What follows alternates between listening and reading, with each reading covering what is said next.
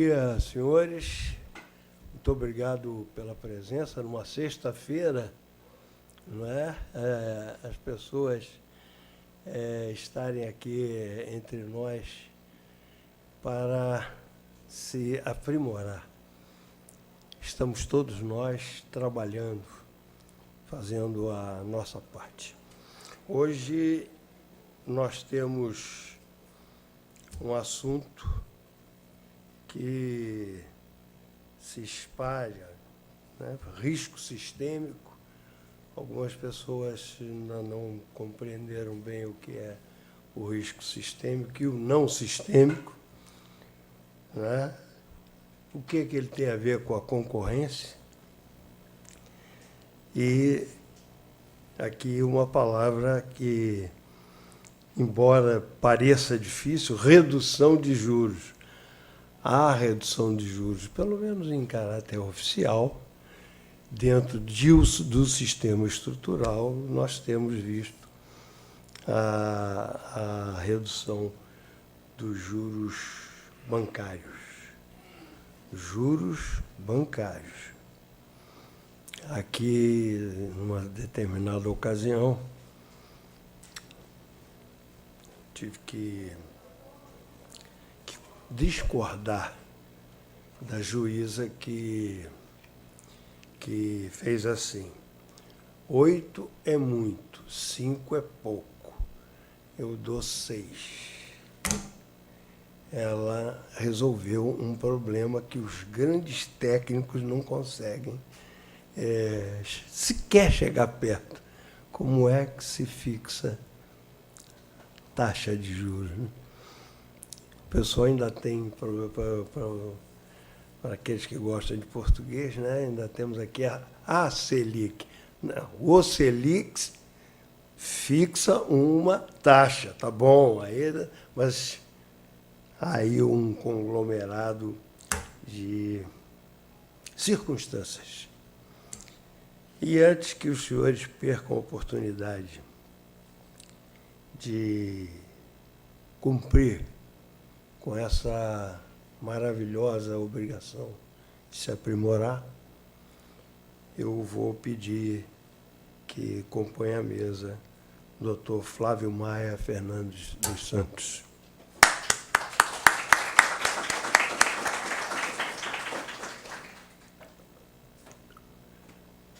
O Dr. Flávio, ele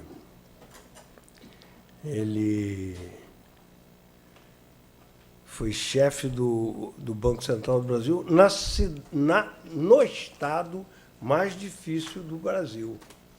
Porque ser chefe do DEJUR lá em Brasília é fácil, divide por opção de gente.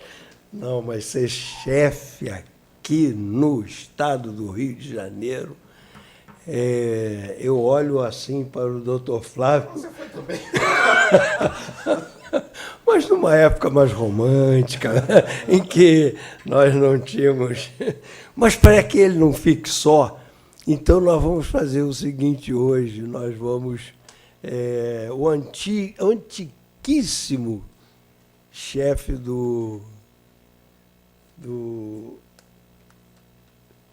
da Rejur, no Rio de Janeiro, o ex-chefe da Rejur, e nós vamos chamar, então, a pessoa que comanda a Rejur hoje. Doutora Fátima, por favor, a senhora nos ajude a...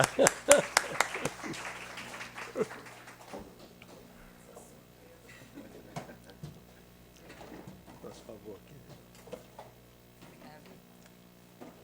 E pensando com ele mesmo hoje de manhã, eu vou assistir lá e tal, e saio um pouco mais cedo, ele foi pego ardilosamente por essa... O diabo, ele já sabe, né? Ele não é perigoso porque saiba alguma coisa, não. Ele é ardiloso porque ele é velho. Então, eu, nesta função de diabo, chamo o doutor Haroldo Mavinier, por favor, para cá, para nos fazer companhia. E, antes de tudo, não percam no dia 6 uma visão sobre negócio que contará com a doutora Kelly e a doutora Cônia aqui presentes, viu? Vieram ver como é que as coisas transcorrem, porque nós vamos ouvir falar sobre negócio na mesma dimensão em que nós vamos ouvir falar sobre juros.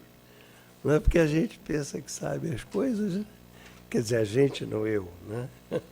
Eu sou absolutamente desenganado comigo mesmo. Quando eu descubro, no outro dia foi um horror, porque eu querendo falar sobre a arte do direito, eu disse que era de Calamandrei, né, quando é de Carnelucci. E enchi a boca para falar, ainda contei a história do livro, que é uma história interessante, porque o livreiro, não aquele livreiro, o outro, porque nós tivemos diversos livreiros ao longo da nossa vida. O fato é que o livreiro me trouxe um Elarte Deoderete. Eu digo, poxa, mas Carnelucci, né? Ele é italiano, como é que isso está em espanhol? Que horror! Você não pode me arrumar um no original? E ele, humildemente, o que eu tenho é esse, leva, né? Bom, vá lá. E levei o livro e comecei a ler o livro. Para encerrar esta primeira parte de brilharecos desinteressantes, o Carnelucci tinha escrito em espanhol. Ele estava simplesmente estudando espanhol. Então, para essas surpresas, eu vou passar a palavra para o doutor Flávio Maia Fernando dos Santos. Por favor. Obrigado, doutor Antônio. Bom dia a todos. Doutora Fátima, doutor Haroldo, uma honra compartilhar a mesa com vocês. A doutora Márcia também, aqui do Banco Central, veio prestar solidariedade para ver se eu não falo coisas erradas, porque eu já me aposentei do Banco Central há 7 anos. Não é? Posso falar o senhor se aposentou? Não, porque eu fui aposentado, desculpe. Mas eu agradeço também à Emerge. Com muita honra, eu recebi há alguns anos a medalha do Mérito Emerge, um dos títulos de que mais me orgulho.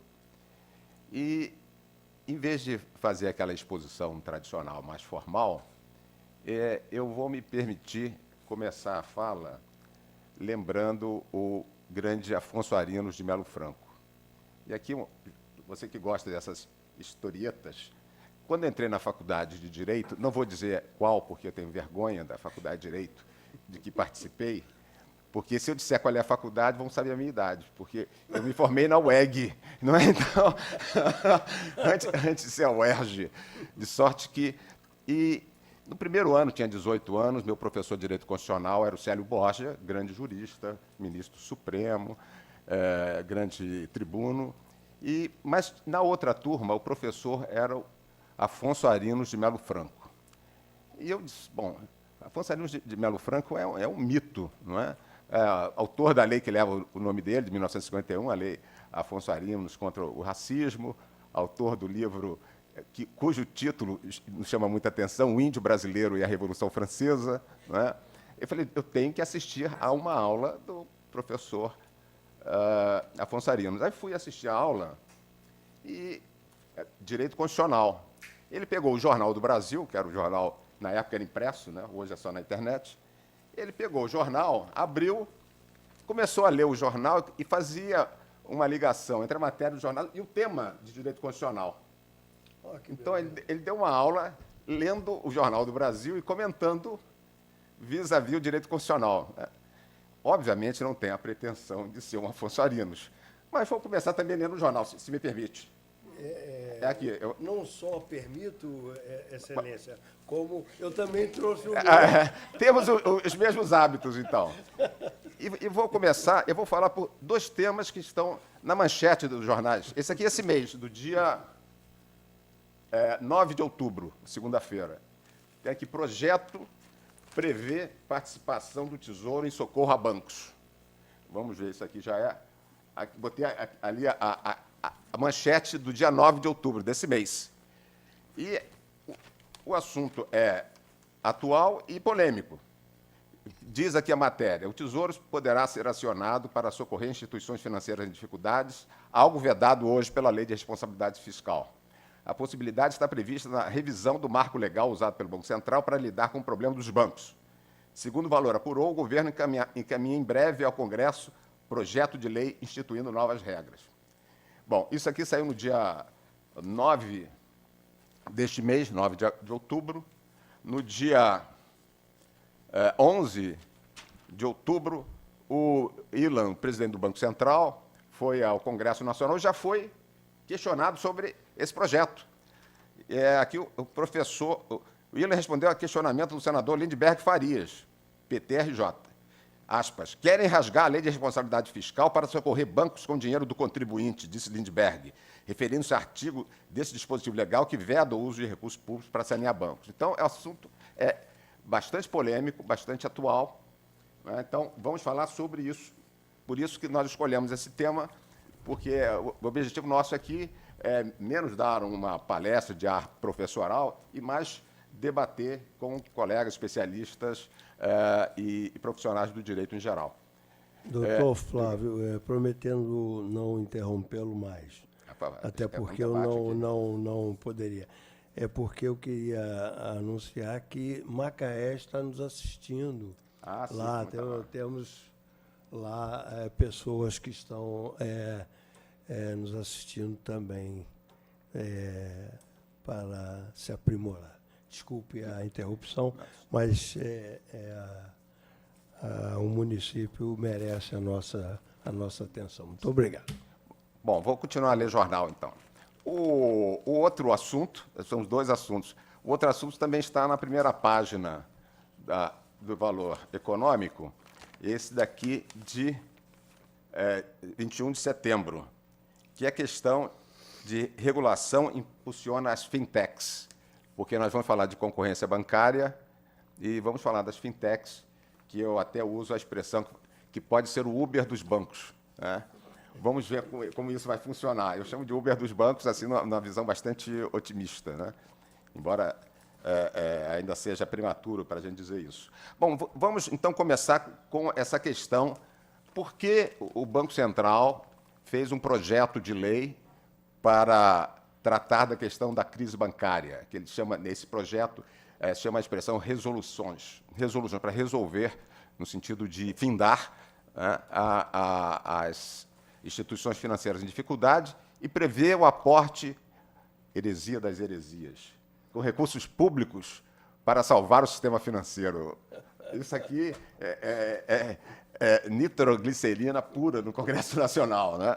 Então, vamos ver como a gente vai tratar. Então, a questão do risco sistêmico, soluções jurídicas, a insuficiência dos recursos existentes hoje para os bancos grandes demais para quebrar, a experiência brasileira, como nós tivemos aqui, o PROER, que eu estava falando com o Antônio Carlos há pouco, há uma diferença de timbre entre São Paulo e Rio de Janeiro.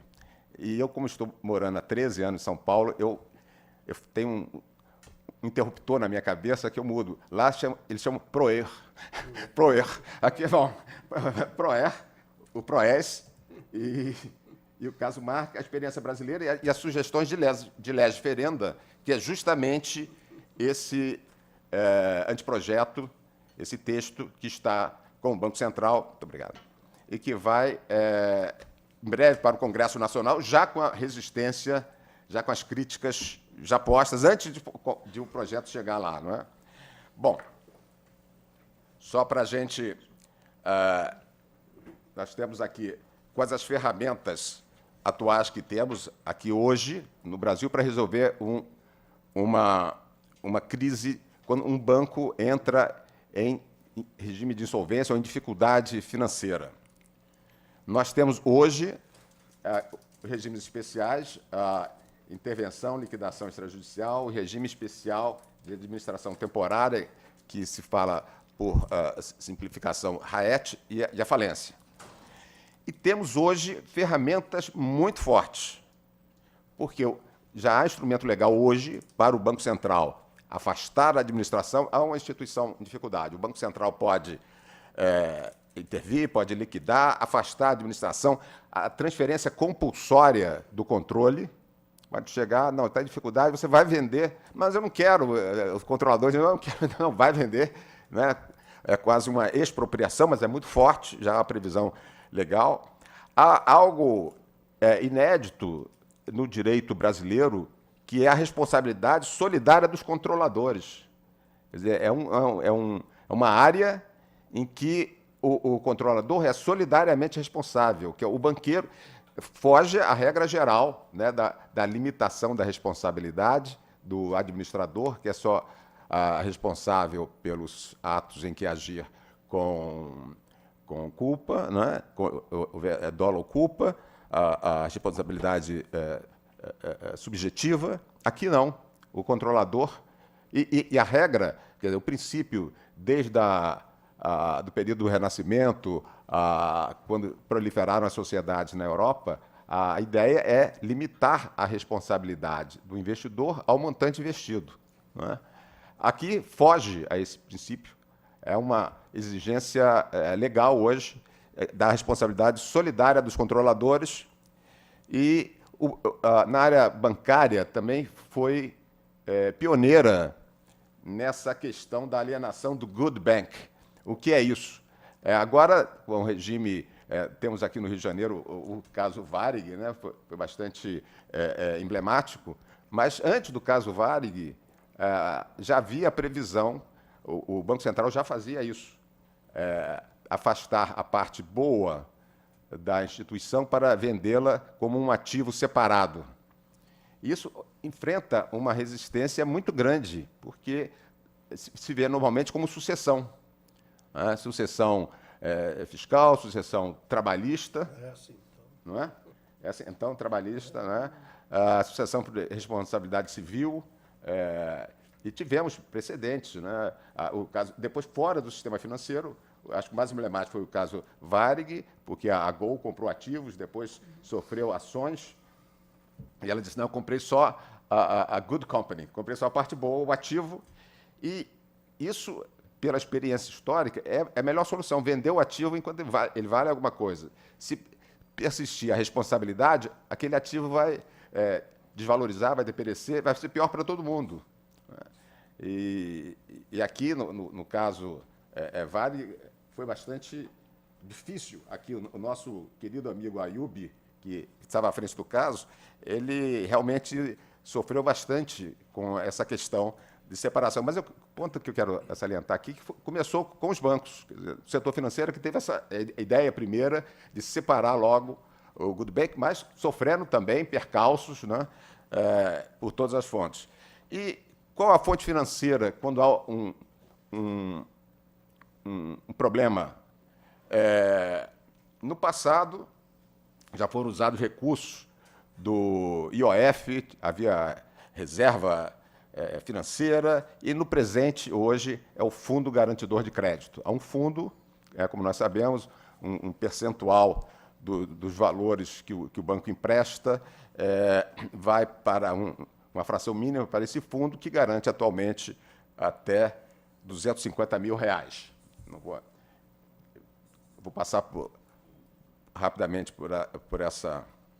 Mas aí acontece o seguinte: na imaginação geral, na imprensa,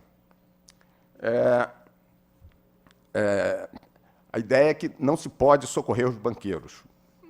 Mas o problema é que, no caso de uma insolvência grave, o dinheiro do banqueiro, do controlador do banco, que é aquele banqueiro tradicional que se pensa, aquele sujeito de charuto, né, com seu terno escuro e dentro de um Rolls Royce, o dinheiro dele é insuficiente para resolver o problema da crise bancária. Quer dizer, a imaginação popular, o sujeito tem bilhões, quando há uma crise séria, é insuficiente. E, na prática, em última instância, se usa o recurso público para não deixar quebrar o sistema como um todo. Nós tivemos aqui no Brasil, vou falar a experiência aqui, o PROER, já que estou no Rio de Janeiro, né, a gente fala PROER, o PROER, em 1995 a 2001, só para relembrar, que eu estou vendo aqui gente muito jovem, talvez não se lembre desse fato, mas a questão é que, com o Plano Real, a inflação caiu bruscamente, não vou falar abruptamente, porque o desembargador Antônio Carlos, que tem um português castiço, ele não fala abruptamente, abruptamente. Como abruptamente sou estranho, eu falo sempre bruscamente. Então, a inflação caiu bruscamente com o Plano Real. Quando a inflação caiu bruscamente com o Plano Real, vários bancos que viviam justamente do float, era um grande negócio. Inflação, vou abrir um parênteses aqui, é um grande negócio para os bancos, porque eles pegam os recursos quando valem mais e depois soltam quando vale menos e se apropriam dessa questão, que é o grande tema que está no Supremo Tribunal Federal hoje contra os planos econômicos. Do plano econômico, juridicamente, os bancos cumpriram a lei, mas economicamente se apropriaram durante um período, mas juridicamente não. Esse é o grande desafio, o grande imbróglio a ser resolvido pelo Supremo Tribunal Federal. Agora, com relação aqui ao nosso PROER, com essa dificuldade toda, o Banco Central interveio, injetando recursos públicos. Na época se dizia que não seriam usados recursos públicos, seriam usados recursos da reserva do compulsório. Não, recursos públicos não, vão ser usados recursos do compulsório, que é algo meio canhestro, para dizer o mínimo, né? Porque o compulsório é aquele valor que o Banco Central retira dos bancos por questão de política monetária, né? Para retirar o excesso de dinheiro em circulação, né, em problemas inflacionários. Ora, se ele tem esse propósito, esse desiderato, não pode aquilo dali ser usado para salvar banco, porque vai botar dinheiro de volta na economia. É um contrassenso, mas as instituições, na época, que entraram no PROER, só para lembrar, Banco Nacional, Banco Econômico, Bamerindos, Mercantil, Banorte, Pontual e Crefisul. Então, teve uma sequência grande. E, na época, a resolução do Conselho Monetário Nacional previa que compreenderá títulos de operação de responsabilidade do Tesouro Nacional de entidades da administração federal direta. Então, poderiam ser emitidos títulos para injetar dinheiro nos bancos. E, 2, liberação de recursos do recolhimento compulsório em caixa obrigatório. Isso, na lógica do Instituto, é um contrassenso, não é? Ter isso aqui. Muito bem. E isso aqui se estendeu depois aos bancos estaduais, em 96, é o PROES, também o mesmo sistema. Então, houve recursos públicos. E é sempre um debate. O presidente, à época, que é nosso colega de Banco Central, Gustavo Loyola, até hoje responde a processos por causa do PROER. Processos intermináveis, o Ministério Público entra, discussão e tal. Mas ele teve uma base na resolução do Conselho Monetário Nacional, e o Ministério Público diz, não, mas não podia, por resolução, resolver isso e tal. Enfim, há uma discussão interminável, mas o fato, ex post, podemos dizer que foi um sucesso. Houve a estabilização do sistema, o PROER e o PROES foram absolutamente exitosos no sentido de conter, né, qualquer sistema, qualquer risco sistêmico, essa palavra, essa expressão que a gente usa, né, porque diferentemente de um supermercado, quando quebra, né, isso não prejudica os demais. Pelo contrário, né, quando o Paz Mendonça quebrou, foi muito bom para o Carrefour, para o Pão de Açúcar. Né? Eles ganham. Mas, se um banco grande quebrar, é ruim para todos os outros bancos, porque eles estão interligados e um banco absolutamente saudável pode sofrer sérios reveses por causa da quebra de outro banco. É diferente, o setor financeiro é diferente do setor comercial comum. Né? Então, tivemos ainda o caso Marca, Fonte Sindan, de 1999, que, de uma certa maneira, foram colocados recursos públicos. Aí vou relembrar. Na época, houve aí uma variação brusca, ou abrupta, da taxa de câmbio. E aí o que aconteceu? várias pessoas, várias entidades tinham feito operação, teoricamente, de hedge, operação de proteção, na Bolsa, na época se chamava Bolsa Mercantil de Futuros, né? Para salvar suas posições cambiais. E muita gente apostou, então, que o dólar ia ficar estável durante um período muito longo.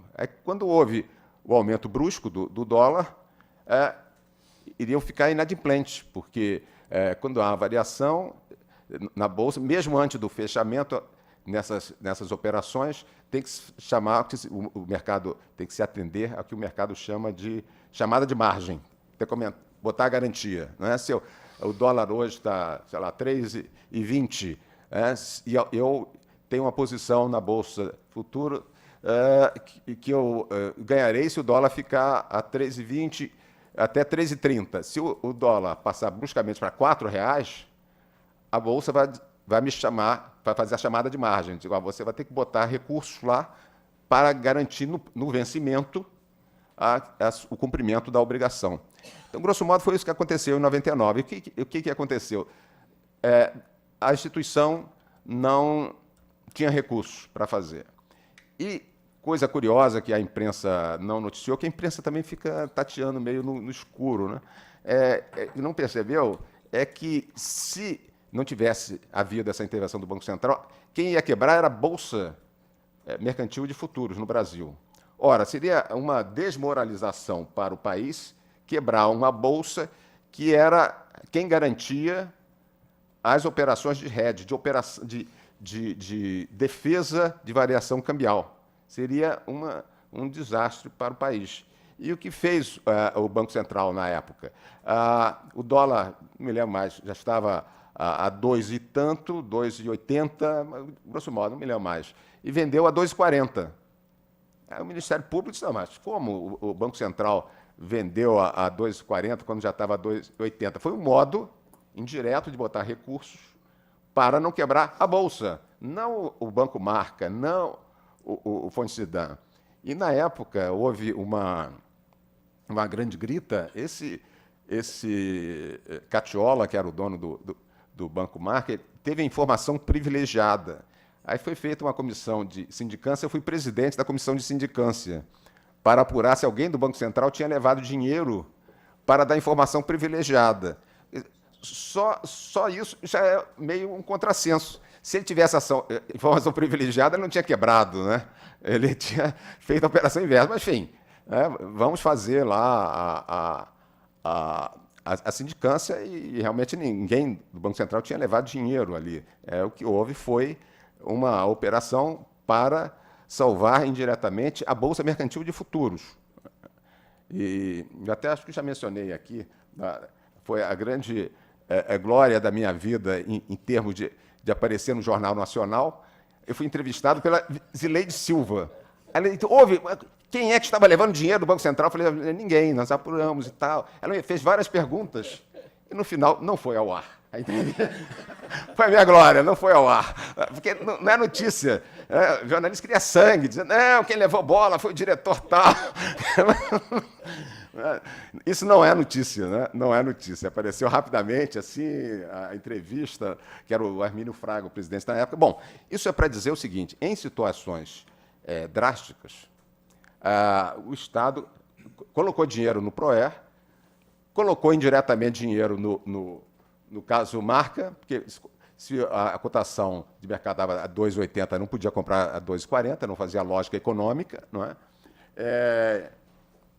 E depois, com a Lei de Responsabilidade Fiscal de 2000, é impossível, não pode colocar recurso. Aí todo mundo aplaude, né? Nós também, claro, ninguém quer recurso público para salvar banco, né? Mas não é salvar banco, é salvar o sistema financeiro. É mais do que salvar o sistema financeiro, é salvar a moeda.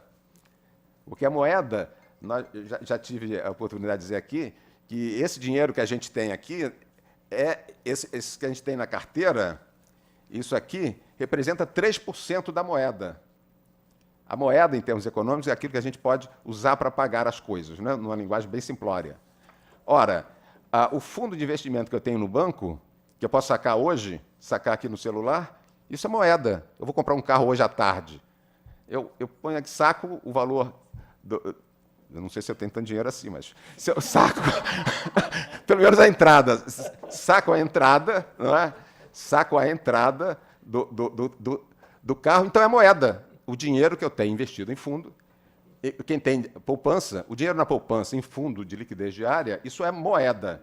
E essa moeda está nos bancos, não é? A poupança. E, no fundo, a gente está salvando a moeda da população. Porque se quebrar tudo, né, a população fica sem moeda, sem dinheiro. Afeta todos nós. Né? Então, é muito grave isso. Então, qualquer país sério, e vamos ver que o problema não é só brasileiro, temos aqui a experiência, só para lembrar, isso aqui todo mundo sabe, porque isso foi bem recente, mesmo os mais jovens aqui hão de se lembrar de 2008. Né? Então, o que aconteceu em 2008? Aqui, essa notícia aqui da seguradora AIG. Nós sabemos que houve uma crise financeira nos Estados Unidos por aquela questão do subprime. Eram vendidos instrumentos financeiros que não tinham respaldo em hipotecas. As hipotecas não valiam aquilo que eles diziam. Muito bem. Aí o banco, o Lehman Brothers, quebrou. E os Estados Unidos, como prócer do sistema capitalista ocidental, é isso mesmo, deixa quebrar, deixa quebrar. Aí no dia seguinte, ia quebrar a AIG, a maior seguradora dos Estados Unidos. Aí o presidente falou, opa, peraí, quebrou aqui, vai quebrar a AIG? Aí deu 85 bilhões no dia seguinte. Aqui no dia, isso aqui é 17/9, quer dizer, no dia 16 de setembro de 2008, o Federal Reserve, o Banco Central Americano, anunciou um empréstimo de 85 bilhões de dólares à AIG. Ora, isso é uma heresia dentro do sistema capitalista. Aí todo mundo criticou, um absurdo salvar mais bancos, salvar seguradora, mas os Estados Unidos foram além. Salvaram a General Motors, montadora. Um absurdo. Isso vai contra todas as regras, todos os manuais de capitalismo. Os professores da escola de Chicago tiraram os cabelos, você não pode. Mas, na hora H, faz. Né? É tão absurdo como usar dinheiro público para salvar, digamos, a Brahma, a Ambev. Não faz o menor sentido. Né? Mas os Estados Unidos fizeram. Nós não vamos fazer. Mas os Estados Unidos fizeram. É algo absurdo. Então, no Reino Unido, o Royal Bank of Scotland também foi socorrido, e mais essa notícia de 2014 só fala que em 2008 também salvou o Lloyds Bank. O Lloyds Bank é uma instituição centenária na Inglaterra. Também recebeu dinheiro público. Os súditos de Sua Majestade devem ter reclamado muito, falando, não pode, dinheiro público, botar no Lloyds, esses banqueiros que nos exploram há 2 séculos no mínimo e tal. Não é para salvar o Lloyds, é para salvar o sistema financeiro, é para salvar a moeda, é para salvar a Libra, é muito mais relevante. E esse ano, temos no governo italiano, esse jornal é o jornal eletrônico, né, do Jornal do Brasil, de junho deste ano. O Conselho de Ministros da Itália aprovou neste domingo o decreto que autoriza o resgate de 2 bancos que correm risco de falência, o Veneto Banca e a Banca Popolare di Vicenza. Então, 2 bancos foram. E lá embaixo, o pessoal da União Europeia reclamou, não pode. O euro é a moeda de todos nós, e tudo, não pode o governo italiano salvar banco. E lá embaixo, entre aspas,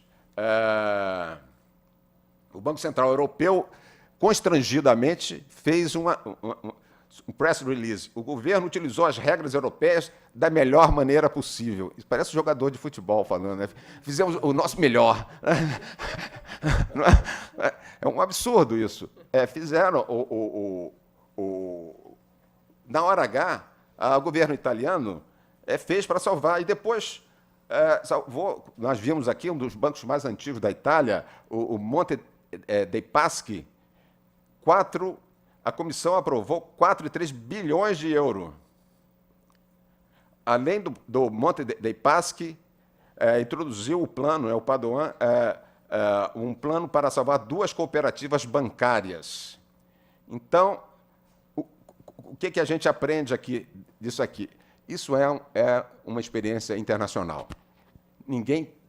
A gente acha um absurdo, teoricamente, né? Usar dinheiro público para salvar banco é um absurdo. Dentro da crítica do pessoal da CEPAL dos anos 70, né? Isso aqui é o capitalismo ajudando os banqueiros, não é? A elite salvando-se a si própria, mas não, esse é muito difícil. E aqui temos uma solução de lege ferenda, que é essa matéria do jornal desse mês, o projeto. Eu tirei aqui, retirando menção a artigos e tal, a essência, porque, evidentemente, isso pode ser mudado, mas eu acho que a gente tem que estudar a essência do que a gente vai fazer. Assim, também botei aqui uma recomendação do Paul Volcker, logo depois da crise de 2008, que ele dizia... uma das recomendações do grupo nos Estados Unidos, que o Banco Central deve ter autoridade para oferecer crédito em caráter emergencial, não só a instituições financeiras, mas também a instituições não bancárias que têm interconexão financeira alta, capaz de causar risco sistêmico. Então, o Paul Volcker, do ex-presidente do FED americano, do Banco Central americano, diz, olha, tem que haver uma previsão para o Banco Central colocar, não só no sistema financeiro, qualquer grande empresa que possa ter uma interconexão. Não é? Isso é uma heresia dentro da meca do capitalismo, que é os Estados Unidos. Não é? E qual é a proposta que nós temos hoje? Qual é essa proposta que o Valor Econômico está mencionando aqui? É essa daqui, eu vou botar só a essência, quer dizer, as autoridades públicas, uma das redações, no exercício das respectivas competências, tem por objetivo assegurar a solidez, estabilidade e regular funcionamento do sistema financeiro nacional, sistema de pagamentos, sistema de seguros, devendo sua atuação ser pautada pelas seguintes diretrizes: preservação do interesse público, preservação da continuidade das funções críticas para o funcionamento da economia. São os princípios, né, dessa lei, dessa proposta de lei. E não utilização de recursos públicos antes de esgotadas as demais fontes de recursos indicadas nessa lei. É claro que a lei vai indicar. Primeiro, vai utilizar o Fundo Garantidor de Crédito. Segundo, vai utilizar os recursos do controlador. O controlador do banco vai ter que usar os recursos para sanar dificuldades. Se não houver outra solução, em último, aí sim entram os recursos públicos. Como fez a Grã-Bretanha ao entrar com recursos públicos no Lloyds e no Royal Bank of Scotland. E felizmente, como o sistema financeiro mundial se estabilizou, o governo britânico já pôde vender paulatinamente as ações que ele tinha comprado para salvar as duas instituições. Deu certo. É como o Proera aqui, deu certo o sistema. E o que se quer fazer aqui é ter um arcabouço jurídico semelhante, digamos, ao da Grã-Bretanha, que fornece o dinheiro lá para salvar. Porque aqui, hoje, há um risco muito grande. Se o presidente do Banco Central, hoje, o Ilan, ele tiver uma... Ih, não tem nem madeira aqui para bater. Queria bater numa madeira aqui. Se tiver uma crise hoje, ele vai intervir, vai dar um jeito de botar dinheiro público, não vai deixar quebrar a moeda brasileira, não vai deixar ter uma catástrofe. Todos nós, né, não os bancos não, todos nós vamos perder dinheiro, que a nossa moeda está nos bancos. Os bancos quebram todos, a gente fica sem moeda, fica só com as notinhas que a gente tem aqui na carteira. Não vai. E o que vai acontecer com o Ilan se houvesse uma crise financeira hoje? Ele iria botar recursos públicos, iria ser responsabilizado pela lei de responsabilidade fiscal. A Raquel Dodge ia oferecer uma denúncia contra ele. Né? Claro, pelo arcabouço jurídico hoje, ele está descumprindo a lei. E se houver uma casa, ele vai descumprir. Ele vai descumprir. E vai ser denunciado. Não pode. Por isso é que o Banco Central é sempre presidido por economista. Porque se fosse jurista, não vai, não aceita ser denunciado. Não é? Como, mesmo não tendo essa proibição, o Gustavo Loyola, há 20 anos, né, está lutando com ações na justiça por causa da utilização do PROER, imagine agora. Né? Essa e com aplauso da opinião pública. Não, merecia ser preso, sim, salvou os banqueiros, ele é um instrumento dos bancos, lá no Banco Central. Bom, e qual é a proposta, então? Claro, só vai se lançar recursos públicos. Na Inglaterra, assim, na Grã-Bretanha, assim também, depois de esgotados todos os outros mecanismos. Então, diz aqui, outro artigo desse projeto, né, em situações que configurem... Eu alterei um pouco para não ficar exatamente ipsis literis que está no projeto, mas a ideia que está no projeto, no anteprojeto. Em situações que configurem risco de crise sistêmica ou de grave ameaça à solidez e à estabilidade do sistema financeiro e dos outros sistemas, poderá a União, mediante proposta do Conselho Monetário Nacional, realizar empréstimos aos fundos com o objeto de capitalizar as instituições submetidas ao regime especial.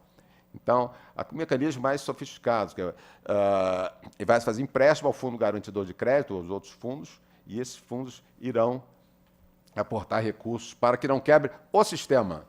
Uma instituição financeira pode quebrar, não tem problema, agora não pode quebrar o sistema, né? Não pode quebrar a moeda, não pode evaporar a nossa moeda que está nos bancos, né? E, em última instância, não sendo as medidas mencionadas no artigo anterior suficientes para atender aos objetivos previstos, quer dizer, se emprestar para o fundo e ultrapassado o limite máximo de tomada de empréstimo estabelecido no regulamento do fundo, poderá a União, e aí é o que é o mais grave, mediante proposta do Conselho Monetário Nacional, aportar recursos diretamente na instituição sob regime especial, sob a forma de empréstimo ou de capitalização temporária. Então, esgotado todos os recursos, esgotado o fundo, empréstimo possível ao fundo, a União vai emprestar, vai colocar recursos ou sob a forma de empréstimo ou, como foi a opção na Grã-Bretanha, de aumento de capital, né? O banco vira estatal porque há o aporte de recursos em ações. O que a gente precisa é ter uma base legal e aí e para custear as operações que tratam os artigos tais, os artigos anteriores, a União poderá emitir títulos da dívida pública monetária, cujas características serão definidas em ato do Ministro da Fazenda. Bom, então o que se quer é dotar o Brasil de um arcabouço jurídico adequado para situações de crise. Qual o problema de discutir isso aí? Isso está em gestação no Banco Central há uns 4 anos, né, pelo menos. Mais de 4 anos, né? Porque sistema de resoluções, né, agora esse projeto chama de resoluções, mas para acabar com os regimes especiais, atualizar a lei de liquidação, RAET, isso já está, desde o tempo que eu estava lá, já se discutia isso, né? Então, tem mais de 10 anos essa discussão tranquilamente. O que se quer, então, qual o problema? Qual o problema se discutir isso hoje? Que é uma matéria antipática. Vai contra a opinião pública. O Lindbergh Faria já falou lá no Congresso, aqui não. Né? E a gente não gosta de tratar, mais ou menos como seguro, né? Seguro de morte. Pô, eu não quero morrer, para que eu vou fazer seguro? Seguro de vida. Por que fazer isso hoje?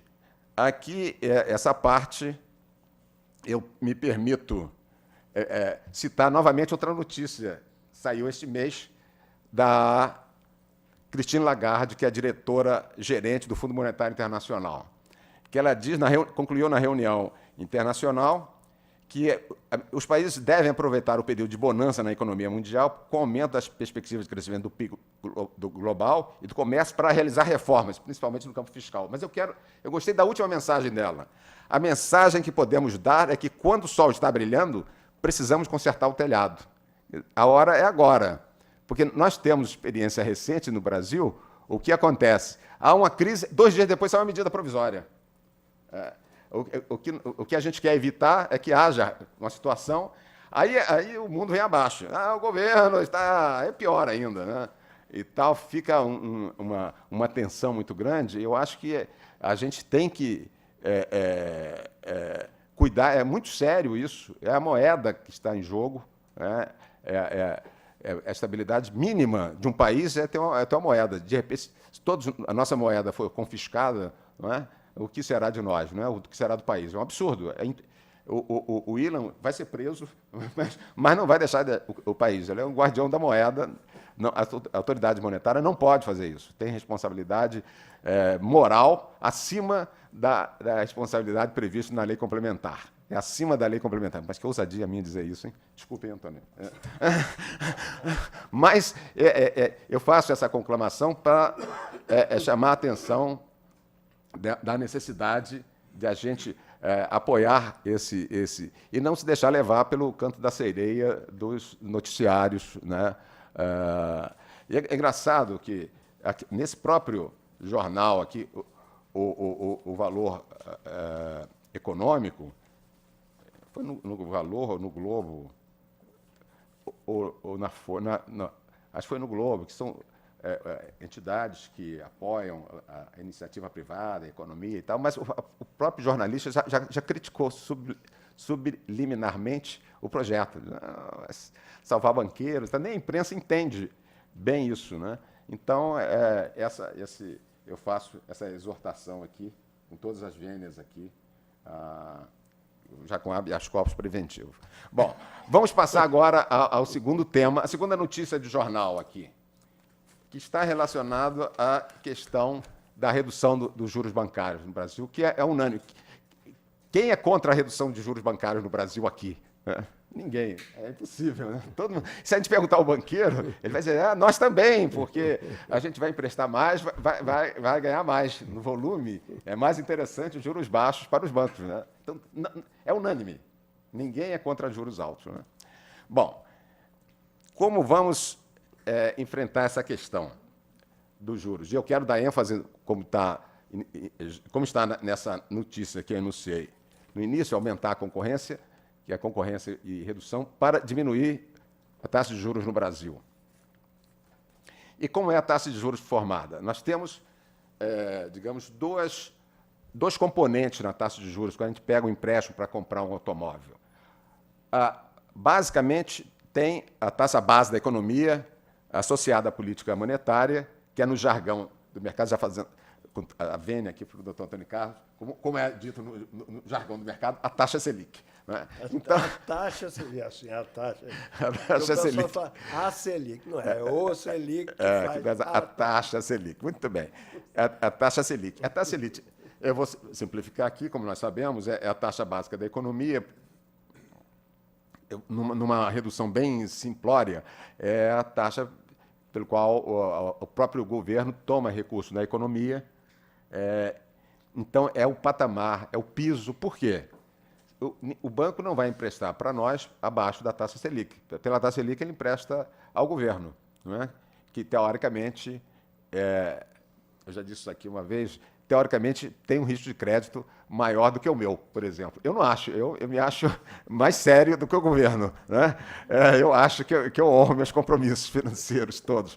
Mas não é essa a percepção do mercado. A percepção do mercado é que o risco menor é o risco do governo. Então, é o risco Selic. Então, a taxa de juro básica dá o patamar na economia, que essa semana reduziu-se para 7,5%, né, nessa semana. E tem a taxa cobrada pelos bancos. Então, nós temos dois problemas. Para baixar o juro básico, nós estamos assistindo, desde o ano passado, a uma sequência de atos para baixar essa taxa básica, com fundamentos em economia, com redução da inflação, e não como foi tentado há 4 anos atrás, que é o voluntarismo do governo. Quem se recorda aqui, há uns 4 anos atrás, não, vamos baixar na marra. Pá. O presidente, não, cenário, mas o cenário não pode, na Europa está assim, vamos seguir. Pá. E o que aconteceu? Veio pior, depois a taxa subiu muito mais.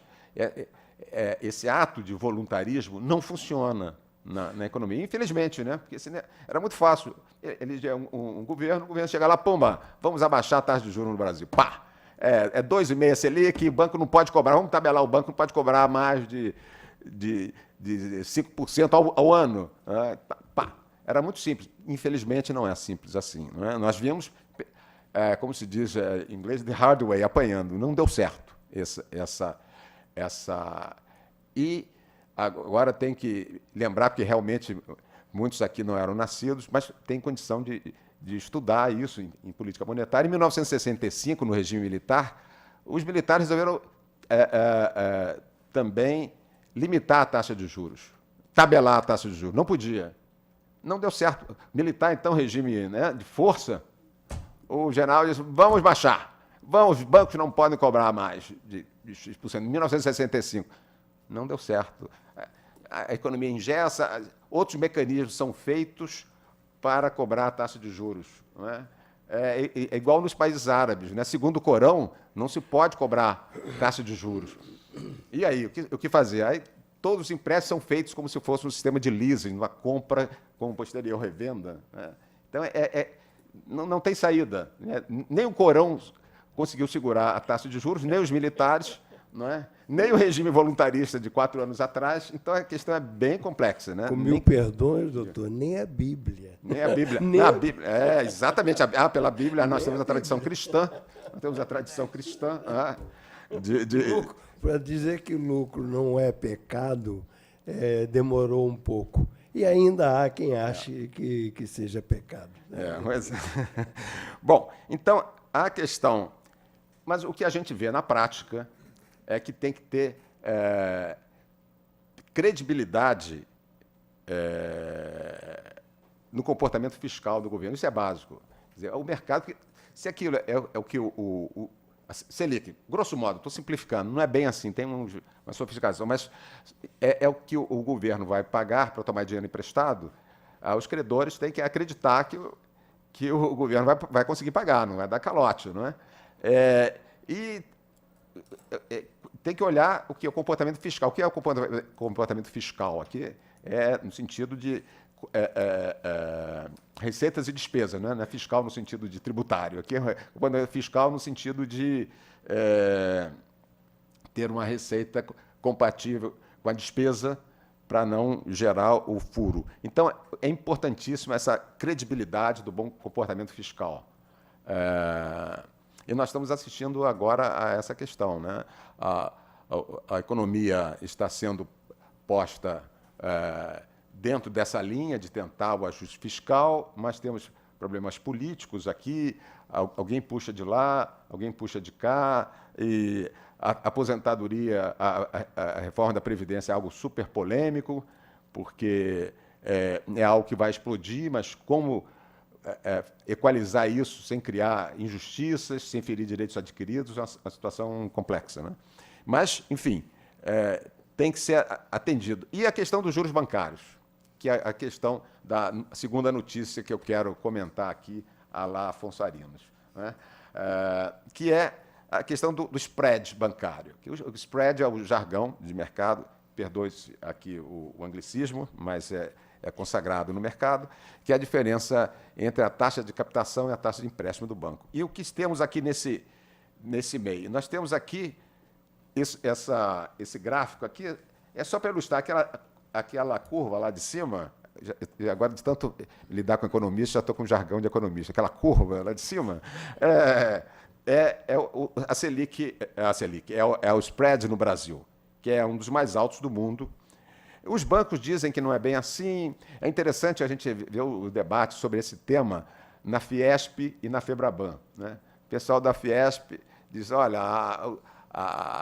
o spread bancário, o grande problema é o lucro elevado dos bancos, 23%. Aí vem os bancos e dizem, não, nosso lucro é só de 11%. Mas, enfim, é alto. Né? Não é tudo lucro, como nós sabemos, porque na taxa de captação, quando o banco paga para a gente deixar dinheiro no banco, a gente aplicar num fundo, o CDB, temos o Fundo Garantidor de Crédito, como nós já vimos, uma parte vai para lá, mas uma fração pequena. Temos o compulsório, que é aquele valor que o banco tem que deixar no Banco Central para efeitos de política monetária, que está reduzindo. A cunha fiscal, que são os impostos. Aí muita gente, de uma forma simplória, pergunta, mas isso é o banco que vai suportar. Obviamente, não é o banco que suporta. E não é que ele seja mal que o consumidor vai pagar. É porque a economia é assim, tem que dar lucro, senão quebra. Quando essas senhoras furtam latas de óleo no supermercado, quem está pagando aquilo somos nós, os outros consumidores. O prejuízo é do supermercado. O dono do supermercado é muito rico, ele não tem problema nenhum, pode levar uma lata de óleo, uns biscoitinhos, geralmente o pessoal come biscoito, né, durante veja só que não esqueci, apesar de 14 anos, não esqueci o karaokês, porque se eu estivesse em São Paulo, eu tinha que falar comendo a bolacha. Né? Tem que pegar a bolacha. Então, a senhora que come a bolacha, né, lá no supermercado, a gente pensa de forma simplória, o dono do supermercado é muito rico. O que é um pacote de biscoito, o que é uma lata de óleo? Não, porque aquilo compõe a linha de uma rede de supermercados e os preços são ajustados para essas perdas. Não é? Então, quem paga somos nós, que não damos, não fazemos furtos, né, em supermercado. Bom, a questão da inadimplência, que é... o imposto o consumidor paga, a inadimplência também, que eu falei, é o tal furto. Quem não paga, no final os bancos vão ajustar, não é que o banco vai perder. Ele perde no momento, como dizem os economistas, no momento zero. Né? Mas depois você tem que ajustar o preço para ele não quebrar. O custo administrativo, despesas dos bancos, e o lucro, que é a remuneração dos bancos. Isso está no meio. Reduzindo qualquer um desses itens, o spread baixa. E o que é que a gente pode fazer? Aqui eu peguei um gráfico aqui da Febraban, que foi apresentado em Brasília em agosto desse ano. E, segundo esse dado da Febraban, o lucro seria apenas aquela da esquerda, aquela parte em azul, seria 11%. Né? Essa parte cinza maior seria a questão da inadimplência. Por quê? É aquilo que eu falei do furto em supermercado. O banco, para emprestar, tem que ver o que ele não consegue recuperar no momento D1. No momento D0, ele sofre a desvantagem, mas no momento D1 ele tem que ajustar para fazer frente a esses custos, para ele não quebrar. Então, é muito alta o fator da inadimplência, e reduzindo a inadimplência, vai se reduzir o spread. Mas o fator inadimplência, que é alto, aqui no Brasil, é maior do que em outros países emergentes, série de fatores, dificuldade na recuperação dos valores. Aqui no Brasil se demora muito. Para se reduzir a inadimplência, tem que melhorar o ambiente jurídico, uma legislação de garantias mais simples. Há 2 semanas, nós promovemos lá em São Paulo, no IASP, Instituto dos Advogados de São Paulo, uma palestra de um advogado que está fazendo uma tese baseada na Uncitral de unificação das garantias. Né? A gente já ouviu falar isso há algum tempo. Mas a Uncitral agora já fez um esboço de legislação que é mais aprimorada do que a dos Estados Unidos. Os Estados Unidos têm basicamente a mortgage, que é a hipoteca, né, e o security interest, que é o valor, o empréstimo. A ideia da Uncitral é ter uma garantia só. É uma heresia hoje aqui no Brasil. Já pensou a gente acabar com a hipoteca? A gente tem até uma ligação afetiva com a hipoteca. Não funciona nada a hipoteca, né? Mas tem uma ligação afetiva com a hipoteca. Né? Vai acabar a hipoteca. Alienação fiduciária. Puxa, quanta gente discute alienação. Já pensou acabar com... Eu ficaria muito chateado, porque eu estudei tanto alienação fiduciária. Mas, enfim, a ideia é acabar e ter um sistema só. É garantia.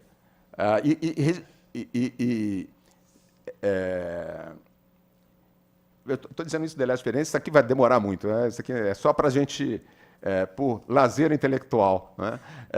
A gente pensar que pode simplificar o sistema de garantia. Já pensou acabar com a hipoteca, anticrese? Anticrese. O penhor, né? Penhor. O registro Torres. Acabar isso tudo, ter uma garantia só, isso pode melhorar. Quer dizer, pode ajudar? Pode, mas isso é um problema aí de lege ferenda para os nossos bisnetos. O tratamento judicial, a questão da maior previsibilidade, aqui nós temos uma discussão com os economistas, porque os economistas usam uma expressão chamada incerteza jurisdicional. Né?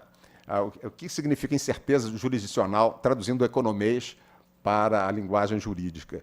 Incerteza jurisdicional é, segundo os economistas, a falta de previsibilidade das soluções judiciais para garantias de recuperação de ativos. Né? E que haveria, segundo eles, um incentivo ao inadimplemento por causa dessa demora exagerada em reaver o valor emprestado.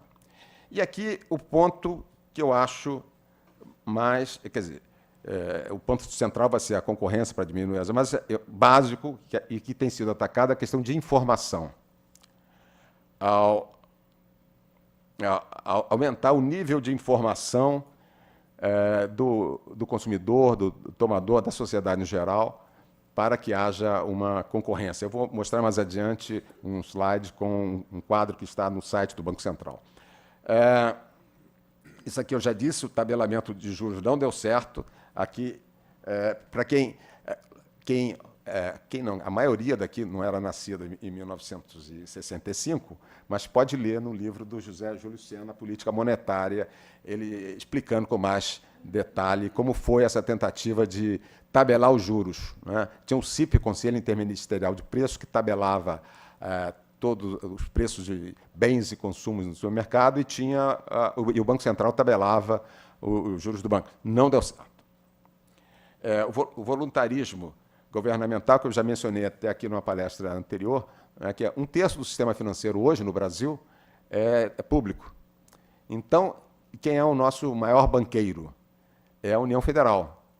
Quem é que está à frente? É o governo. Então, se o governo quiser, isso caiu principalmente na primeira gestão do governo Lula, disse, olha, se eu sou o maior banqueiro do país, eu sou bonzinho, eu quero que as pessoas não sofram, né? Eu vou reduzir os juros, porque eu sou o maior banqueiro, eu tenho força. E o que aconteceu, de forma atabalhoada também, um volume de inadimplência muito elevado, o aumento de crédito, e acontecem umas coisas assim meio surreais. Aqui todos se lembram, em 2008, 2009, o governo incentivou ao aumento de crédito. Então, o Banco do Brasil teve que aumentar o crédito, facilitar a compra de automóveis. O que acontece naturalmente, de uma obra para outra, de uma hora para outra? Por que os bancos aumentam a inadimplência? Porque o risco é maior. E o que aconteceu? O Banco Central abriu o processo administrativo sancionador contra as instituições financeiras que aumentaram, estatais, o Banco do Brasil e outros, que aumentaram o crédito de uma hora para outra. É claro que aumentou o inadimplemento. Então, como fazer? Ele é punido porque aumentou a inadimplência, mas ele aumentou porque o acionista controlador orientou nesse sentido. É uma situação realmente completamente esquizofrênica, né? Mas isso graças a Deus, essa situação para a gente poder pensar e dar soluções. Né? E a questão, vamos atacar então o fígado do spread, que é o lucro dos bancos. Né? Como fazer para reduzir o lucro dos bancos? E o Banco Central tem se esforçado bastante nesse sentido, dando mais informação, lucros adequados, publicação das taxas de spread no site. O Banco Central fez algo pioneiro a partir de 1999, que foi publicar no site as taxas de juros médias cobradas pelos bancos. Isso foi uma inovação muito grande, mas, curiosamente, teve um efeito colateral benéfico não previsto pelo Armínio Fraga, que imaginou isso em 1999, que as pessoas não entram, não há o hábito, né, de entrar no site do Banco Central e dizer, eu vou comprar um carro, quero ver qual é a taxa de juro mais barata. O que deveria fazer na cabeça dos economistas do Banco Central, que bolaram isso à época? Entrar no site do Banco Central e ver, deixa eu ver se tem aqui, não, está mais adiante ainda. Entrar e ver qual é as taxas e escolher a melhor para ir atrás, né? E não entrar no seu banco e não entrar na financeira que está ali na revendedora do automóvel, dizendo, não se preocupe, temos aqui a financeira, aqui o sujeito entra lá, está aqui a taxa de juros. Tá. O consumidor fica meio perdido, né? Assim é mais fácil, e a lei do menor esforço, vamos fazer isso aqui agora, quando pode estar pagando uma taxa de juros muito elevada. Né? Então, a questão da informação é fundamental, e eu acho aqui, e aqui fazer um parênteses aqui, que eu acho tão importante essa publicação de dados, que eu vou apresentar no mês que vem, dia 15, na Sorbonne, em Paris, um trabalho, uma linha de pesquisa, não um trabalho, uma linha de pesquisa, chamada Informações Privadas tornadas públicas pelo Estado para assegurar a transparência do sistema financeiro.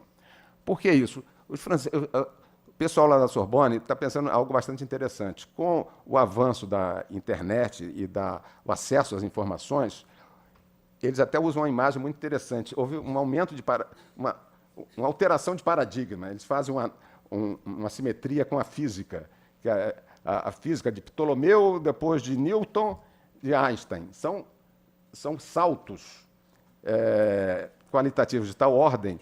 Então, o pessoal da Sorbonne está pensando o seguinte: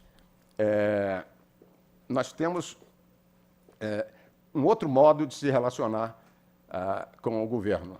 É algo qualitativo impossível desde a antiga Grécia, que é a internet. Como vamos usar esse mecanismo em prol da sociedade? E eles têm lá esse programa chamado Open Government. E os franceses, lamentavelmente, abdicaram do francês, só usam inglês, porque eles perceberam que o Esperanto é a linguagem universal. E eu sugeri, e essa linha de pesquisa foi aceita há uns 2 meses atrás, porque eu desconfio que isso não há no exterior como há aqui no Brasil. Essa transparência que o governo propicia para que a sociedade utilize. Agora, eu estava dizendo há pouco qual é o efeito colateral benéfico disso aqui. As pessoas não usam, não entram no site para ver. Mas quem usa essa aqui é o Poder Judiciário. Quem usa é o Poder Judiciário, porque quando há discussão se a taxa de juros é inexistente, ou há uma lacuna, ou a taxa de juros é abusiva, o Judiciário, o STJ, já deixou bastante pacífico isso. O juiz, o magistrado, deve utilizar a taxa média de mercado publicada no site do Banco Central, que foi interessante. O próprio consumidor não utiliza como deveria. Aqui temos que fazer a apologia do Prêmio Nobel deste ano de Economia, que é o comportamento do agente econômico. As pessoas não agem racionalmente. Há padrões de comportamento que não são necessariamente racionais. Porque o racional seria a gente para na agência, o cara, toma aqui, assina aqui. Eu falei, não, deixa eu entrar no Banco Central, ver quem está oferecendo uma taxa menor para comprar um automóvel. Isso é um comportamento racional. Mas ninguém faz isso. Então, não adianta o Banco Central publicar isso para que o consumidor abaixe. É claro que é um efeito, né? Mas não é tão grande quando se imaginou isso em 1999. Então, a minha linha de pesquisa que eu vou apresentar agora no dia 15 lá a gente não tem que fazer um trabalho, a gente tem que fazer uma linha de pesquisa. Né? Quer dizer, eu desconfio, eu intuo, e os franceses apoiaram a ideia. Vai se criar um grupo de estudo lá na Sorbonne, lá para estudar se no mundo é assim e quais têm sido os efeitos dessa publicização dos dados pelas instituições financeiras. Isso é melhor para o sistema financeiro? A ideia é essa, né?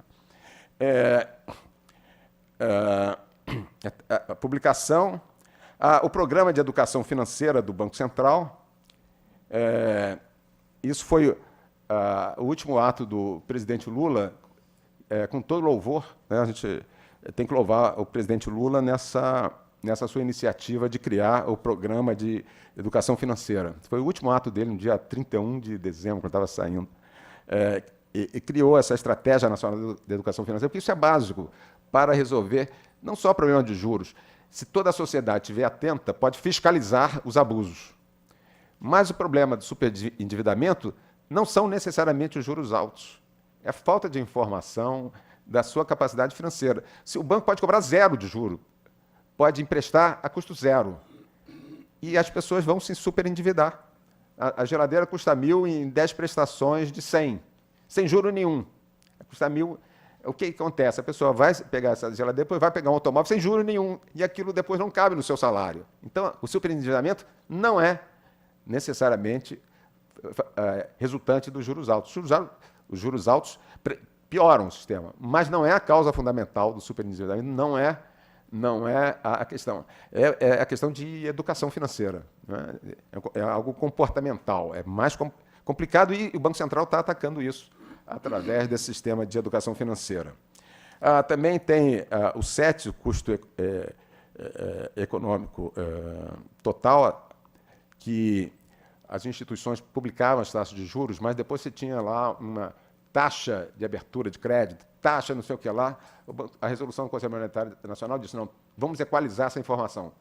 Tudo será esse SET. Outra questão da portabilidade, né, de mudança em instituição financeira, que tem problema. Todos esses fatos têm problemas, não estão num momento ótimo. O fator principal seria aumentar a concorrência. Vamos abrir o mercado ao capital estrangeiro, se pensou. Porque a Constituição atual diz que a entrada de instituição financeira estrangeira depende de autorização do presidente da República. Instalação no país. E essa dificuldade da entrada de instituições financeiras no país foi, de certa forma, facilitada pelo Banco Central. Aquelas instituições lá, muitas daquelas que quebraram lá no PROER, o Banco Central chegava para a instituição financeira que quisesse operar no Brasil e disse, você pode operar aqui, mas tem um pedágio, você vai ter que assumir esse passivo aqui. E várias instituições assim fizeram. E a mais bem-sucedida foi o Banco Santander, que arrematou o Banespa e cresceu exponencialmente. E foi a única exceção de banco estrangeiro que cresceu aqui no Brasil, porque nós vimos aqui que várias instituições, ao contrário, saíram do país, né? O Citibank saiu, vendeu a sua carteira de ativos para o Itaú, o HSBC, hein? Banco de Boston já há algum tempo atrás, não é? O grande banco americano, JP Morgan, não opera aqui só na questão de investimentos, não opera no setor bancário tradicional, banco comercial. Então, não deu certo. E o Banco Central é injustamente criticado por favorecer o oligopólio, o número menor de instituições financeiras. Mas isso são fatores econômicos, sociológicos, né, conjunturais, né, a fusão do Unibanco com o Itaú, né, aquilo dali foi porque estava um risco de haver uma corrida bancária contra o Unibanco. Na época, eu me lembro que eu vim passar o fim de semana aqui no Rio, fui jogar vôlei na praia, um colega disse, Flávio, você que é da área financeira, é verdade que o Unibanco vai quebrar? Minha sobrinha ligou do Recife dizendo para eu tirar o dinheiro do Unibanco. Aquela situação, não sei. Bom, porque e qualquer instituição, não é só o Unibanco, qualquer instituição do mundo quebra se houver um rumor desse todo mundo sacar dinheiro do banco. Qualquer instituição, o JP Morgan, que é o maior banco lá dos Estados Unidos, quebra se todo mundo tirar hoje dinheiro do JP Morgan, né? Muito bem. Então, a questão seria estimular, para aumentar a concorrência e baixar o lucro dos bancos pela concorrência, teríamos que ajudar a criação de novas instituições financeiras e o crescimento das pequenas e médias. E aí é uma série de debates. O Banco Central tem exigências muito rígidas, teria que afrouxar essas exigências. Teríamos que fazer segmentação das instituições financeiras, como no passado, um banco específico. No passado era assim, era especializado em crédito rural, especializado em crédito industrial.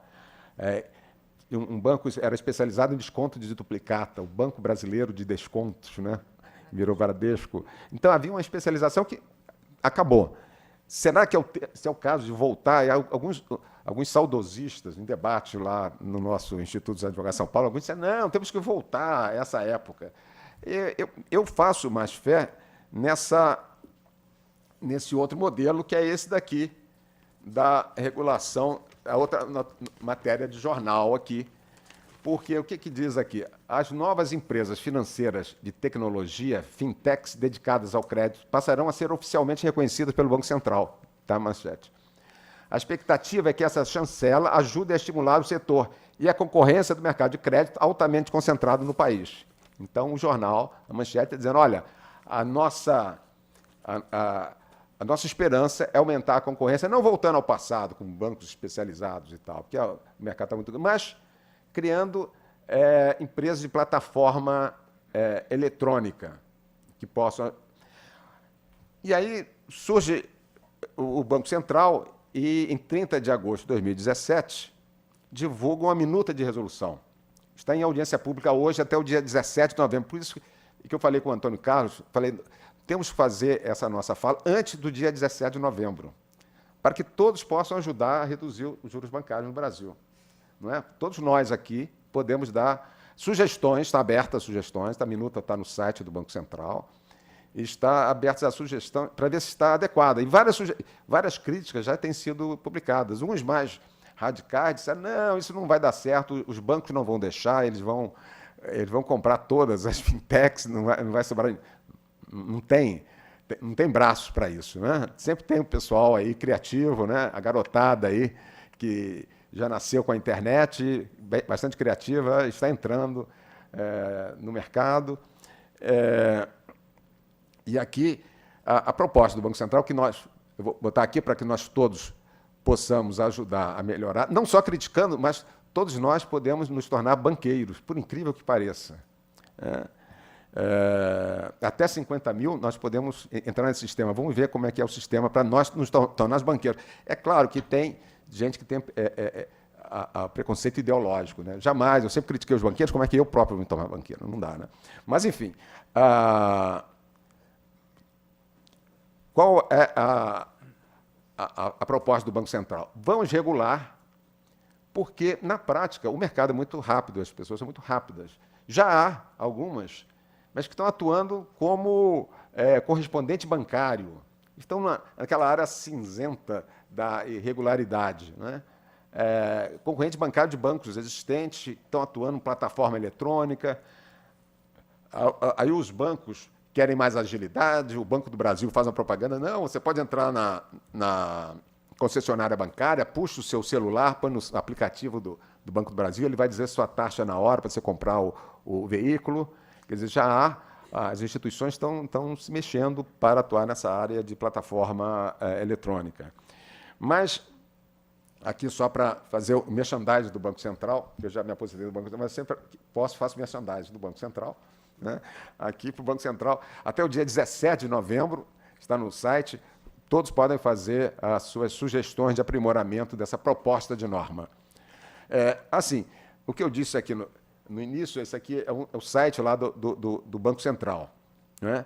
Que está lá, mas aquilo que o economista ganhou o prêmio Nobel esse ano fala, é uma questão comportamental, as pessoas não usam, não é utilizado. Vamos fazer isso de forma tecnológica, para que haja bastante concorrência, para que haja um site tipo Buscapé, esses dados que dão mais barato. Quando a gente vai comprar geladeira, a gente faz isso. Eu, quando como geladeira, eu faço isso, onde está mais barato, né? Porque tanto faz a geladeira da marca tal, comprada no Ricardo Elétrico, como na outra, Ponto Frio, eu quero a mais barata, né? Então, mas isso já tem, mas não tem um Buscapé para banco, né? Para empréstimo, né? Ainda. Com essa tecnologia, com essas fintechs, essas empresas, e como é que o Banco Central bolou isso? Bolou criando dois tipos de sociedades. Essa sociedade de crédito direto, que é a instituição financeira que tem por objeto a realização de operações de empréstimo exclusivamente por meio de plataforma eletrônica, com utilização de recursos financeiros que têm como única origem capital próprio. Então, aqui é a legalização do tradicional agiota. Gente, a agiota Dá para ver. Os bancos também são, né? Dos pequenos agiotas, desculpe, dos pequenos agiotas. Rexius, a legalização dos pequenos agiotas. Tá bom? Posso dizer? Melhorou a fala? Um pouquinho. Pouco, porque nós temos as cooperativas. As cooperativas fazem isso. Fazem também. Exatamente isso. E não há uma agiotagem mas expressa. Mas esse, o tradicional agiota... Desculpe, eu tinha eu e a colega estamos aqui, de vez em quando a gente troca olhares, porque ela hoje, quando for decidir um processo, ela vai se lembrar disso tudo que o senhor está dizendo. Vamos ver essa questão da plataforma eletrônica. Como é que funciona isso?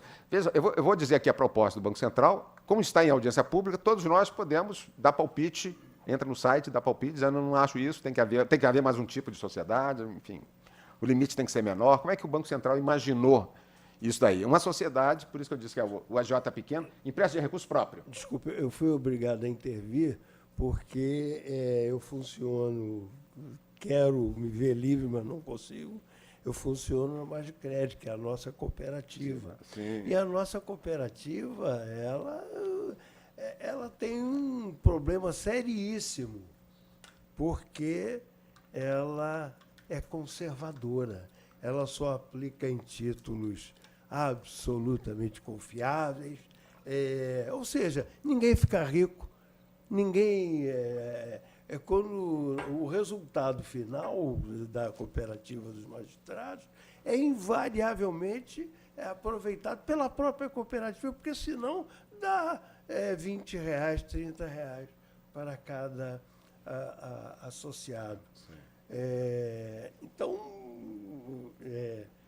porque nós começamos aqui, eu contando de uma colega nossa, algum tempo atrás, que fez assim, numa luta terrível de juros, ela disse, 8 é muito, 5 é pouco, eu dou 6.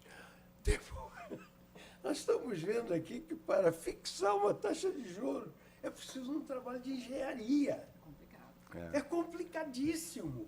E o pessoal não conhece. Como é que é aquele setor que trabalha 24 horas por dia? A mesa? Demab. É o Demab. É Demab aí? Ninguém, não se dorme. Não se dorme, porque quando aqui o pessoal está indo tomar chopp, o Japão está acordando. Então ele tem que prestar atenção no Japão. Aí a colega, com essa simplicidade maravilhosa, fixou a taxa de juros.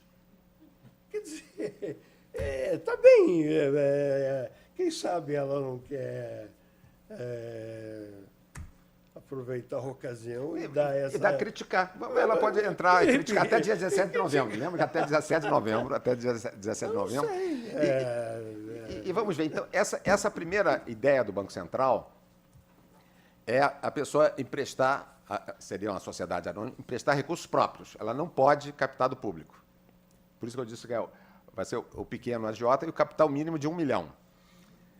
Capital mínimo de 1 milhão, você pode reunir 20 pessoas, cada um dá 50 mil, né? Vamos fazer uma sociedade anônima para emprestar dinheiro na sociedade de crédito direto. Emprestar dinheiro pela internet. Não, isso aí não haveria risco para o público na medida em que quem corre risco é o credor, né? Aí o credor seria o único risco, seria só dele, hein? Não há captação, não há captação. Então, esse tipo visa a regulamentar o pequeno agiota, que pode tornar legal o pequeno agiota para empréstimo. E qual a vantagem disso sobre o agiota tradicional? Né, que ameaça matar e cobra taxas altíssimas, porque aí vai ser transparente, né? E vai, pois é, vai aumentar a concorrência. A gente quer uma concorrência entre os agiotas. A gente, não, o Banco Central. Eu também considero do Banco Central. Mas essa sociedade não pode emitir dividendos? Nada. Não. A ideia é só recursos financeiros próprios. E aí, a pergunta foi muito pertinente, porque já se discute, ela pode tomar dinheiro emprestado em banco? Pode. Teoricamente pode, né? Porque aí o risco não é do público em geral, é do banco. Ela pode emprestar dinheiro. Mas como é que vai ganhar? Vai receber menos do que ela vai pagar para o banco? Não dá, né? Não dá. Então, é complexo. Vamos ver como é que a coisa funciona também, né? E a outra sociedade, que é essa daqui, que essa é bem interessante, é a sociedade de empréstimo entre pessoas. Então, vai ser uma entidade com plataforma eletrônica, que ela não vai emprestar dinheiro próprio, diferente da outra, que é só próprio. Essa daí, nenhum próprio. Ela só vai ser a intermediadora entre quem quer aplicar e quem quer tomar.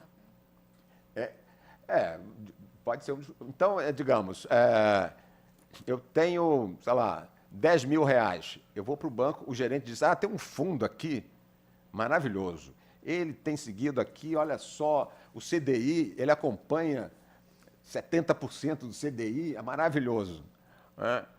Aí você olha lá, dá 0,04% ao mês, aí você entra nessa entidade e diz, olha, se você aplicar na sociedade de empréstimo entre pessoas, normalmente a taxa é maior do que essa desse fundo que o seu gerente diz que é muito bom. Então, para ter um rendimento maior,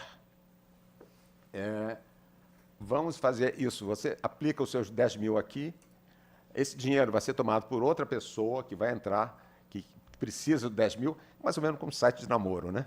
Você tem aqui as características suas, tem a característica da outra pessoa.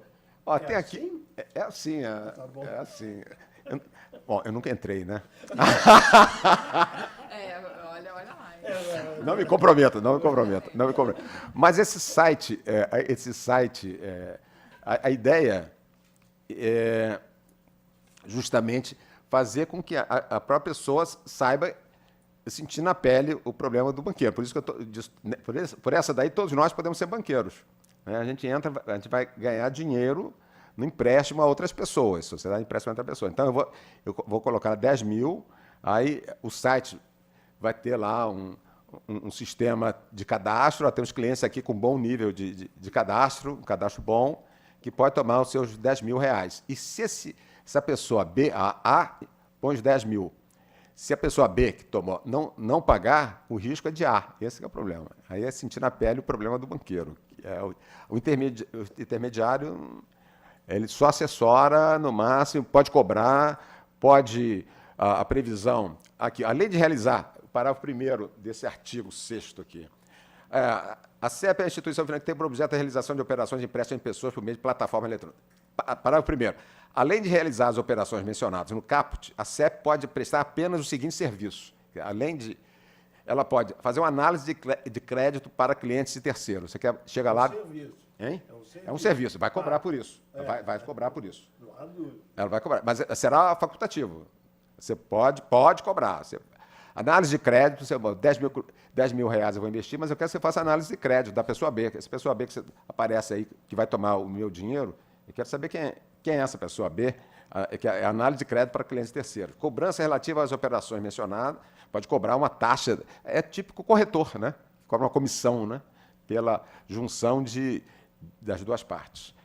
Atuação como preposto de corretor de seguro na distribuição de seguros. Sim, aqui, até o diretor financeiro de Furnas, que é meu amigo, tem uma dissertação de mestrado que ele fez no IBMEC, dizendo que aqui há um nicho para as seguradoras, fazer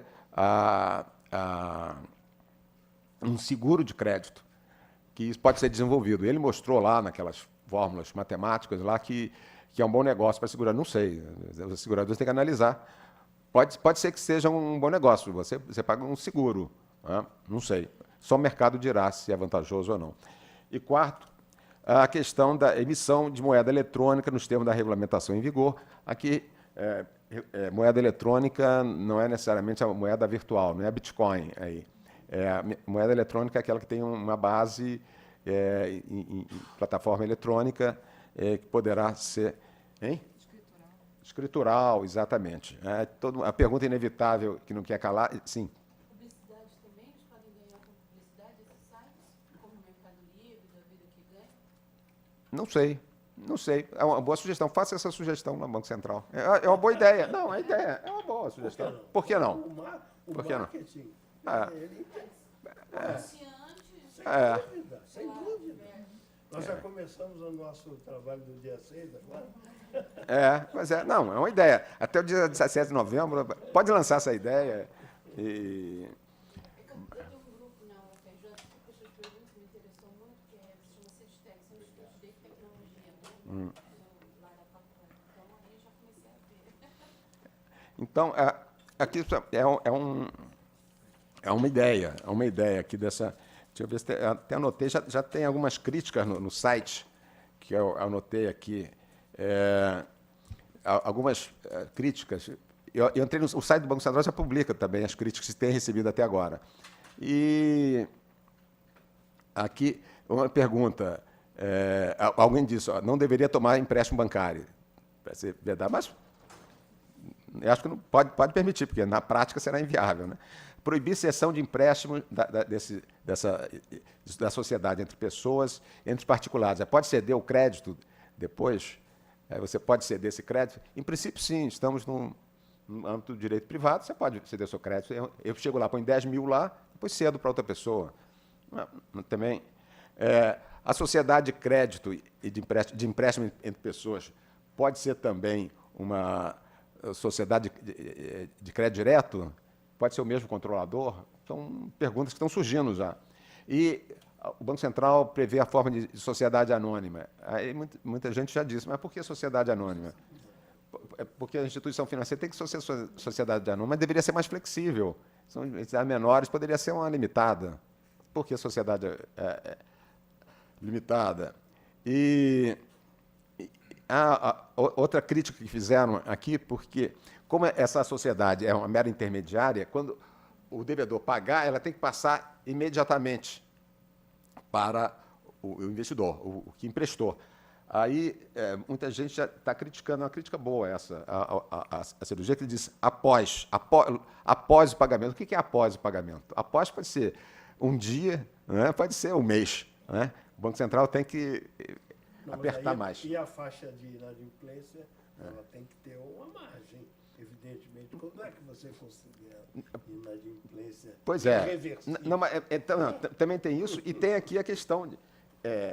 para que esse intermediário não fique com dinheiro, né, teria que ser uma aposta, teria que ter um mecanismo de, talvez, uma escrow account, um terceiro que desse credibilidade aos dois para garantir esse dinheiro.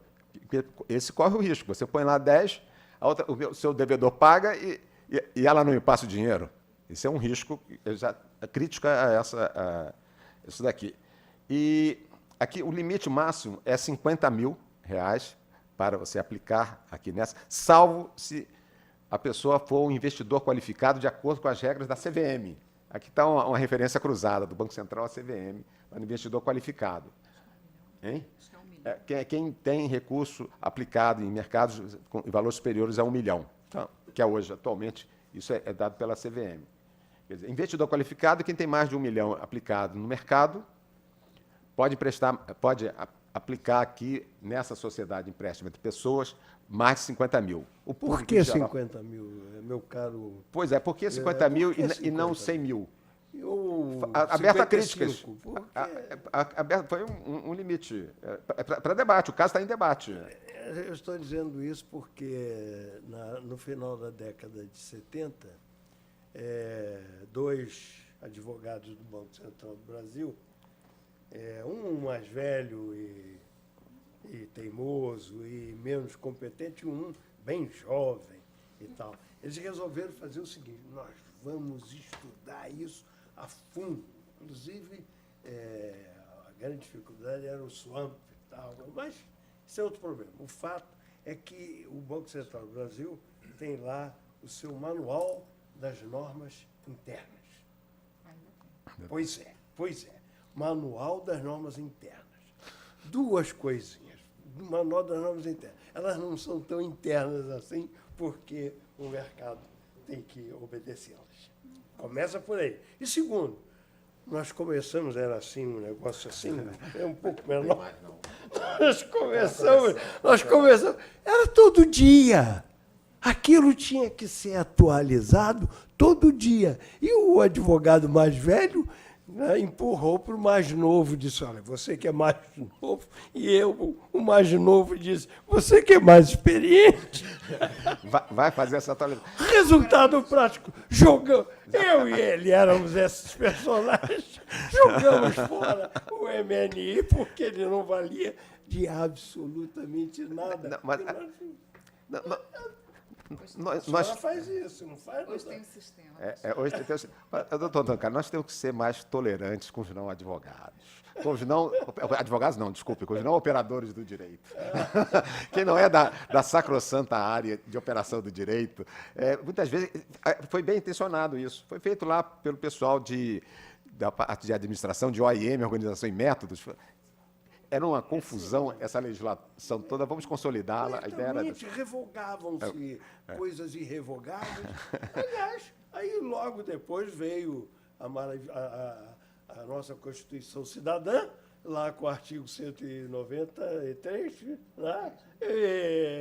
E fixou os juros, 12% aqui, por Constituição. Ah, meu Deus do céu, pior do que isso, só o que... Bom, aqui eu já mencionei o limite de 1 milhão, de acordo com a CVM. Atualmente, pois não.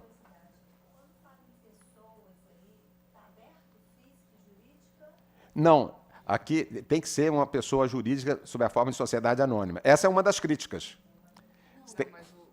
Não, não é isso. A quem aplica? Não, qualquer um, qualquer um.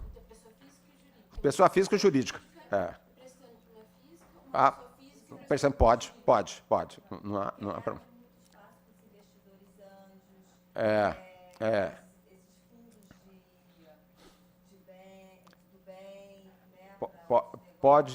Pode, a ideia é essa. Quer dizer, está aberto isso aqui. Mas, citando mais uma vez, eu sou fã desse economista norte-americano que ganhou o prêmio Nobel esse ano. É a questão comportamental, porque, às vezes, você cria essa estrutura jurídica e não alavanca para algum... Temos aqui a questão do arranjo do pagamento, que tem uns 3 anos, né, Fátima? O arranjo de pagamento era algo assim revolucionário de 2010. Né? 2010 já isso tudo, né? Bom, que poderia se tornar tudo mais ágil, instituições e principalmente cartão de crédito. Aqui no Brasil é um atraso, né? A gente vai comprar um sanduíche lá no Bob's, aí você entra na fila, todo mundo com seu cartão, chega lá, crédito ou débito e tal, você tem que assinar lá. É um absurdo de atraso isso. Estou dizendo isso por quê? Porque nós já temos substrato legal para evitar isso. Quer dizer, porque geralmente diz as autoridades não permitem, isso não pode. Pode, a gente pode chegar aqui como a gente entra em, sei lá, qualquer loja em Shanghai, na China, e pega o WeChat e você paga com o código QR, o código QR, né? Você passa assim, já pagou, agora entrar na fila do Bob's para botar cartão de crédito, isso é um atraso. Então, esse é o problema comportamental, a base jurídica para evitar esse atraso. Mas nós nos comportamos ainda no período paleolítico, que se usava ainda esse cartão de crédito. Não. Paleolítico com celular, hein? O senhor hein? que citou o Paul Volcker, daqui a pouco o senhor falou em Paul Volcker. Eu pensei, eu também, Bom, então essas aqui, o limite mínimo em relação ao capital social, sempre 1 milhão. Essas informações, todos nós aqui, então, podemos... Essa é a mensagem final que eu quero deixar. Todos nós podemos ajudar a reduzir o juro bancário no Brasil. Temos que aprimorar essa concorrência, porque isso pode realmente, como eu disse no início, isso pode ser a Uber dos bancos. Né? Pode ser algo tão disseminado que gere realmente a concorrência. Então, a concorrência virá como dizem lá os franceses, mudou de patamar. Não pode voltar ao passado, ter banco regional, banco especializado. Não, agora é pela internet. Né? Então, mudou de patamar.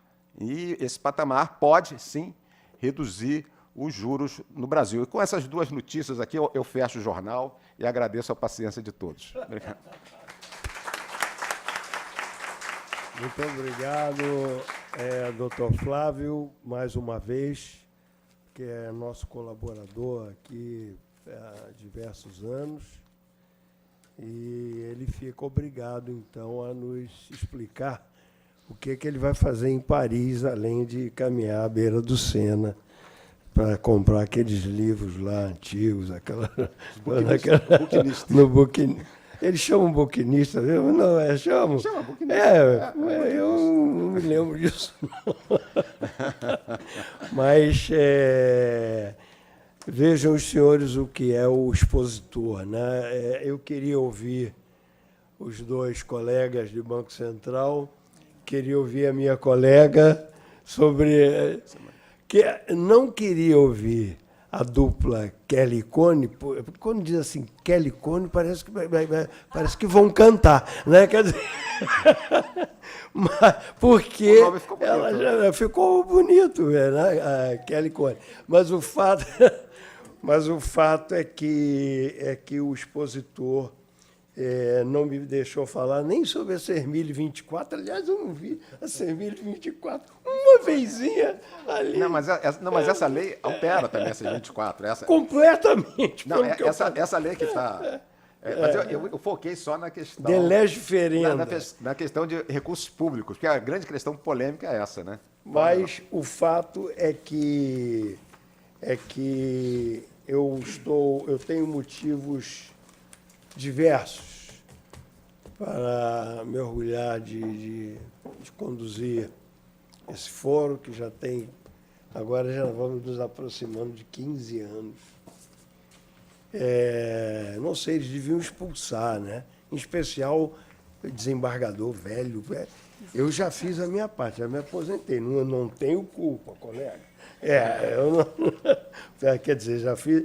Agora, se quisermos um homicídio ou outro de um desembargador, não é crime. Mas o fato é que os senhores me dão uma esperança muito grande, porque estão se aprimorando. E, ao mesmo tempo, temos aqui o que há de melhor no Banco Central. A chefe do jurídico, o subprocurador-geral está aqui, e o ex-chefe do jurídico, que aprendeu tanto que hoje ensina a portugueses e franceses. E a especialidade dele é essa. E o que nós podemos fazer, doutor Flávio, cadê ela? Já foi. Agradecer ao senhor essa maravilha de palestra. Muito obrigado. Tá? E para que o senhor possa se ver. Muito obrigado. Muito obrigado.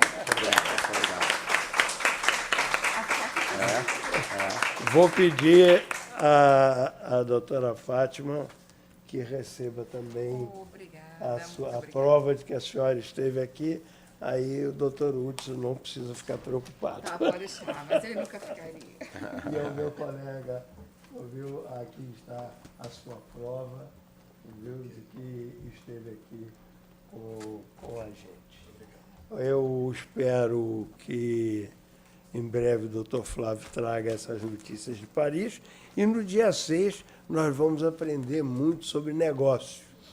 E estou orgulhoso da sua presença, colega, porque é uma das maiores juízas que nós temos e que vem estudar, porque os outros colegas todos sabem tudo.